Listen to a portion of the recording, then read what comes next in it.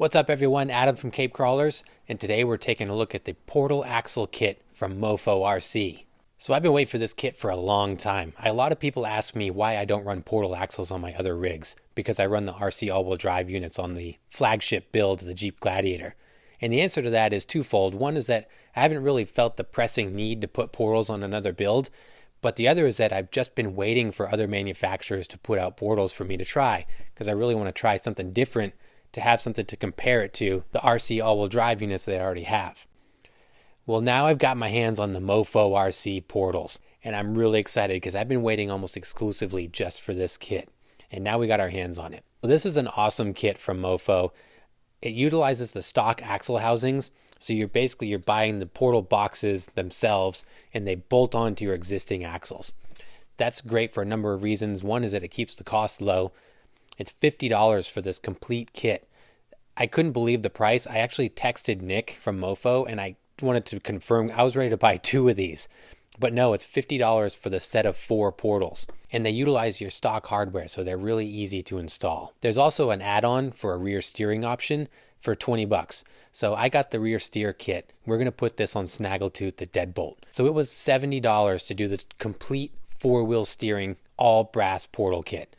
I'm really pumped to try this out. It looks awesome. Now this is a pretty hardcore kit made for competition use. You do have to assemble it yourself. There's a lot of pieces in the bag that come together, but I assure you it's not as hard as it looks. These are solid brass with steel axle shafts and gears in them. So it's built for strength, built for longevity, and built for performance. They also feature a 25% gear reduction, so it's going to bring your speed down 25%, but that's going to increase our crawling ability by getting that low-end power, giving us more low-end grunt, which is great. They add about 70 grams of weight to your rig since they're all brass. This is going to put it right on the 4 corners of your build. Non-rotational heavy mass there, great for weight. They're also going to add about 8 millimeters of track width, and you're going to gain about 7 millimeters of ground clearance. So this is an awesome kit. So let's take a look at these things. Now I've already built 3 of them, but we're going to take a look at the hardware that comes in the kit for the 4th, and then we're going to assemble it ourselves. Then we'll put them on Snaggletooth and we'll take this thing for some runs. I'm super excited for this one. Let's check it out. Here's the portals. So I've built 3 of these already. They're very easy to assemble. Like I said, when the kit first comes together, it comes in a bag, and there's lots of parts, lots and lots of parts. It's intimidating at first, but don't let it intimidate you because these things go together super, super simple. And I got to give a shout out to Matt over at 2FM RC. He's got a great video on how to assemble these, and it really put my mind at ease and got me off on the right foot. So that's what I used as the basis for my assembly, and it worked fantastic. So I have 3 front knuckles here, and we're going to do a 4th because the deadbolt is 4-wheel steer. So we're going to do all front setups here. So let's take a look at some of the pieces that come in the kit. Now I've done 3 complete ones, but these are the other pieces that come in the kit. So these utilize a dog bone setup. So this is going to essentially replace your outer axle shaft, and it's going to attach onto your inner axle shaft using the dog bone setup, just like a stock SCX24 axle. But you can see these are very rugged, very, very solid components here.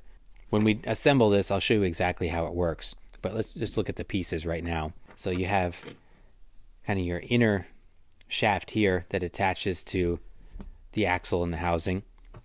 And then this is your axle stub right here that's going to attach to your wheel.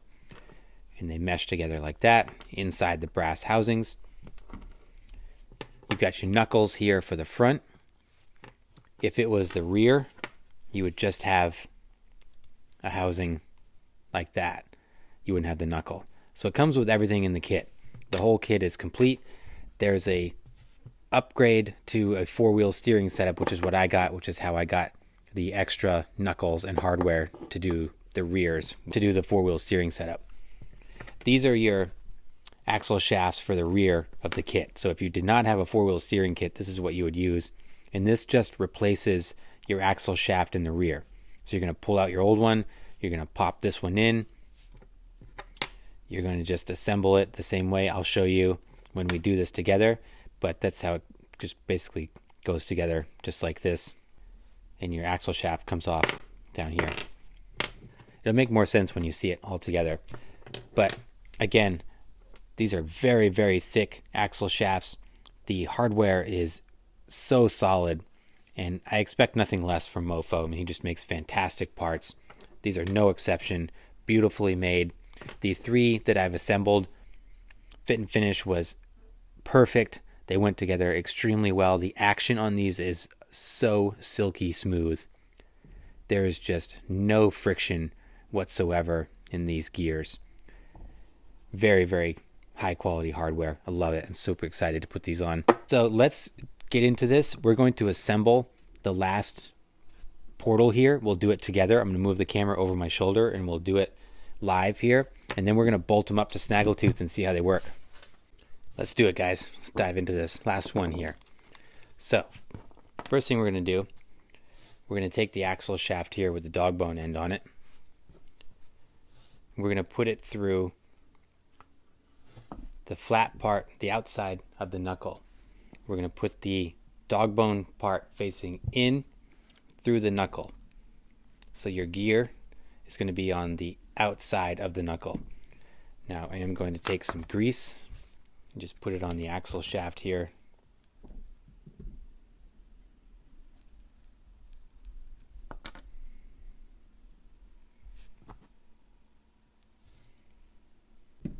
Make sure it's nice and smooth. Next, we're going to take the housing that has the large opening in it, and this is going to slide right over the portal gear, just like that.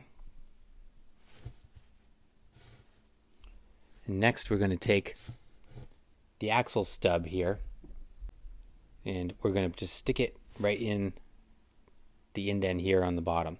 Now I'm also going to put some grease in here too.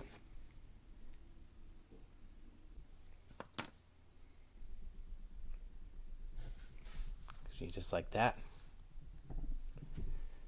Now we're just going to take our portal cover here. So we're going to put this on here with the rounded portion facing up. It's going to slide right over the top of these gears. Now, one thing to notice that these do not use bearings whatsoever, which is interesting. I know Nick over there utilizes these setups and has for a while, not using bearings in some of his components, and I trust what he says over there, so we're going to run it. The fit is so good. I mean, everything is so tight and feels so good. I'm not super worried about it, but we'll see how we do from a longevity standpoint. Just want to make sure we take care of them for sure. So that's pretty much it. Now we're going to take our long screws and we're going to put these through the top.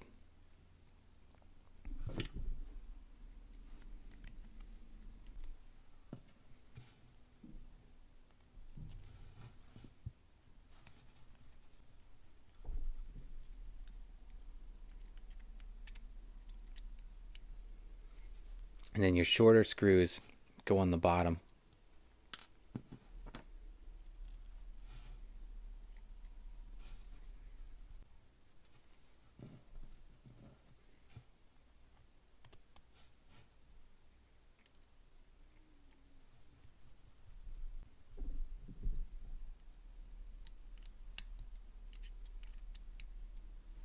And that's it. That's a fully assembled portal, just like that. Very, very smooth, super duper smooth. There is some extra hardware here. So you have your bolts for the knuckles. You have the collars for the knuckles as well. There's these little O-rings. The little O-rings are going to go inside the dog bones when we put these all together. So we'll pop those in right there. But all the hardware is included. Everything fits perfectly. That was one complete portal.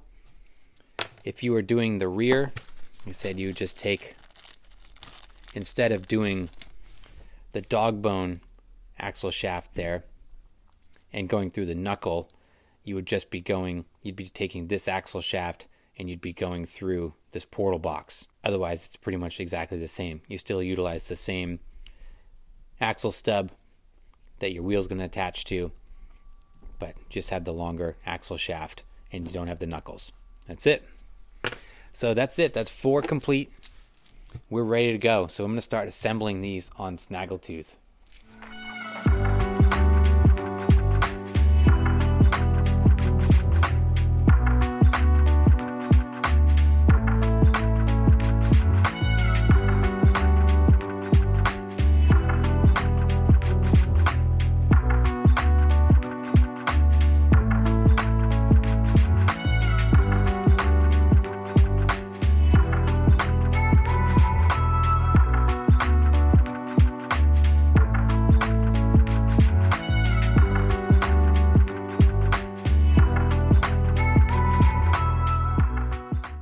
Here's Snaggletooth with the portal axles on it. So these were pretty simple to install. One thing to note is that don't rush to put these together like I did, because I did not pay attention to the steering knuckles and which side and which placement they should have been.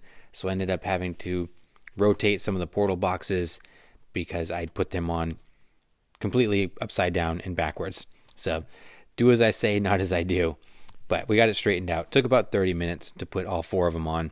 Pretty simple install. I also had to pull out my existing axles because I had the CVD axles on here before. So I had to revert back to the dog bones in order to put the portal boxes on. But first impression of the portals, they look awesome. They are very wide. They add some significant width to the track here. It does lift up the chassis, as portal axles do, so I was expecting that. There's a lot of clearance, though. I really like this setup. It's got a nice, large area here in the middle with that extra ground clearance, and no C-hubs hanging down or anything to really snag. It's nice and clean. These are nice, smooth brass here, so I'm anticipating that this shouldn't hang up much, should glide over obstacles really nicely. This is a great addition to this build. I'm super excited to try it out. Let's see how these compare to the portal axles on the Gladiator. So the Gladiator's running the RC all-wheel drive. So just looking at these from the front, again, I mentioned the C-hubs or lack thereof on the Mofo portals. And you see you have so much more clearance in the front compared to the RC all-wheel drives. You have a relatively small area of high ground clearance with the RC all-wheel drive ones, and you have significantly more over here, and it's just due to that design. Ground clearance looks to be pretty similar on both of them in the middle of the chassis. I'd have to measure it, but just looking at it from my angle here, which is a little tough to see, they look pretty similar. I almost feel like, maybe I'm imagining this, but it almost feels like the RC all-wheel drives gives you a little bit more clearance. I could be wrong, but that's just what it looks like. Let's look at them from the back. Well, I guess it's just another front on Snaggletooth, but we'll do the Gladiator's back anyway. Lift up her skirt here so you can see. So again, the rear of the RC all-wheel drive doesn't have as much mechanics going on to potentially snag, but you still have these portal boxes here, and then I have spacers on it. So I sacrifice the ground clearance for the added track width that I'm going for. Whereas the Mofo RCs, I feel like you get that very wide track width, not as wide as the Gladiator is right now, but you get a very wide track, and you get lots more area in the center of the body with that high clearance. So very cool. All right, enough talking about it. Let's get this thing on the course and we try it out. See how these things do in the real world. Here we go.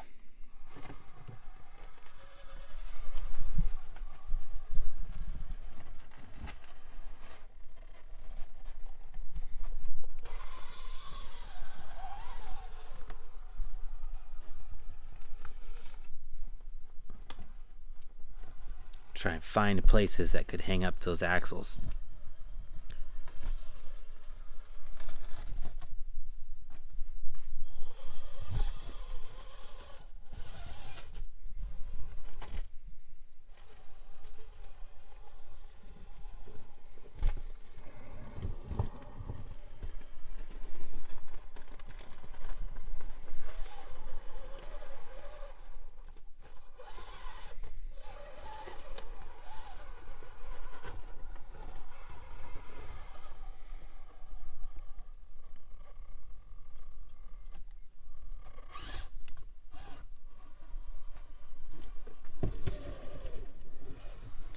extra clearance is nice right there. It goes over that gnarly sharp spot that catches up a lot of rigs.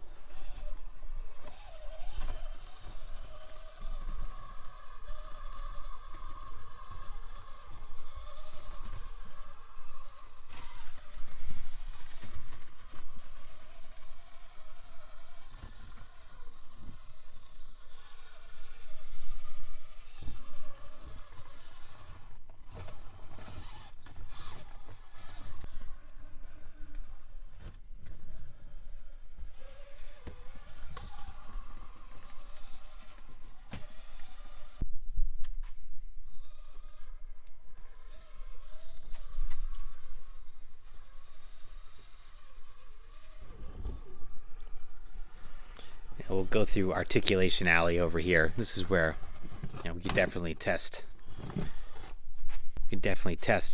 See if it'll get us over some of this tight spots. Oh yeah, look at him cruise right over that.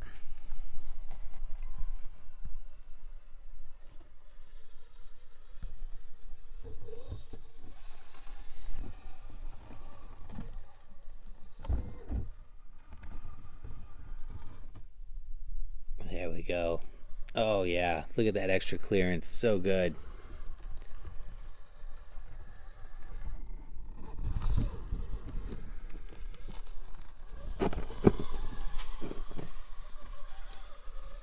See if there's any impact on the vertical climbing ability.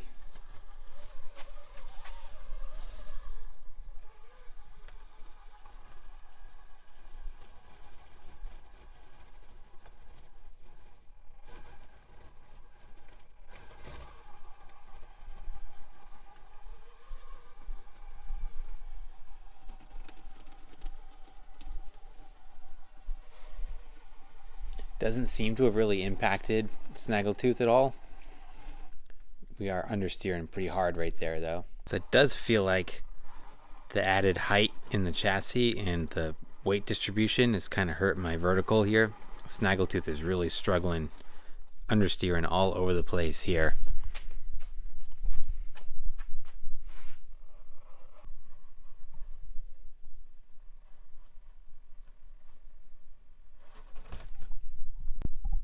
So I was actually not able to even make it up the escalator. So I'm going to try Hell's Gate here.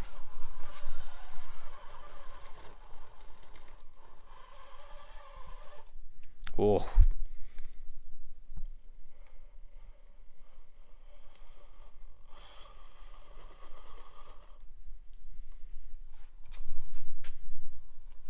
Yep, going down.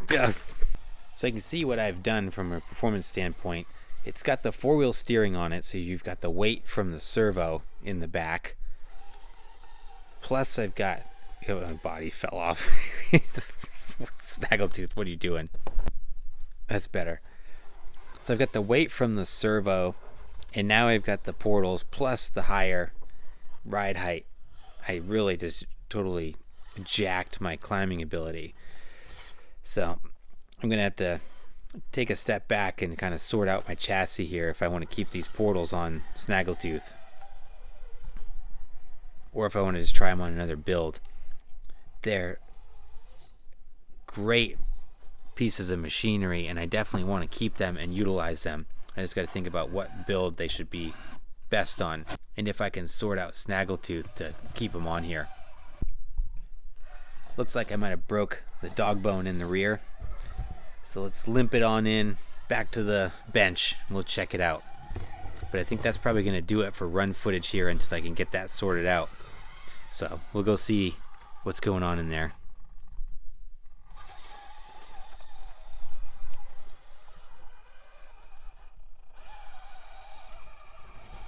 Yeah, see that right there. Alright, Snaggle. So we're back in action. Ended up breaking a dog bone and bent the portal dog bone side a little bit. But now we're back in action. So let's try this thing out on the rocks now that we're back in action here and see how it does.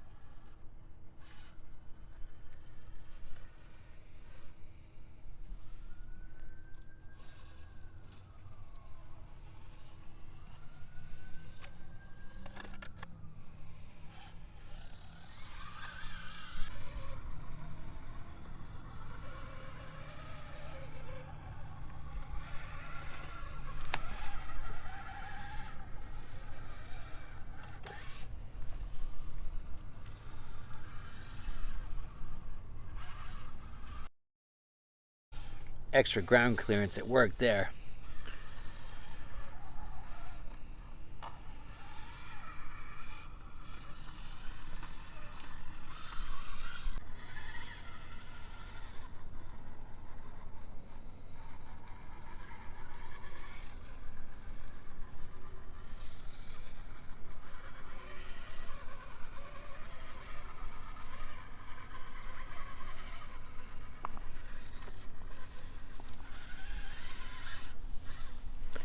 So the higher chassis height doesn't seem to bother a snaggletooth as much out here on the rock crawler course than inside.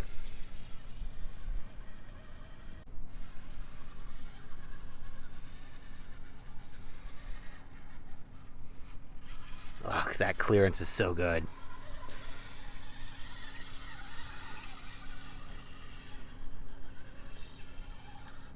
Running the course here, we'll really be able to tell. Oh, already, just cruising.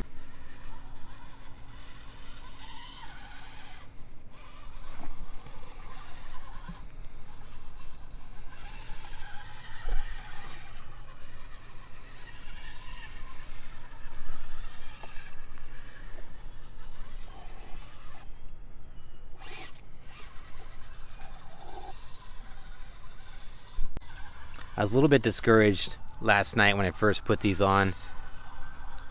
They really were underwhelming on the indoor course, but now having them out on the rocks, they really make sense. Work so much better in real world conditions where those portals can really benefit.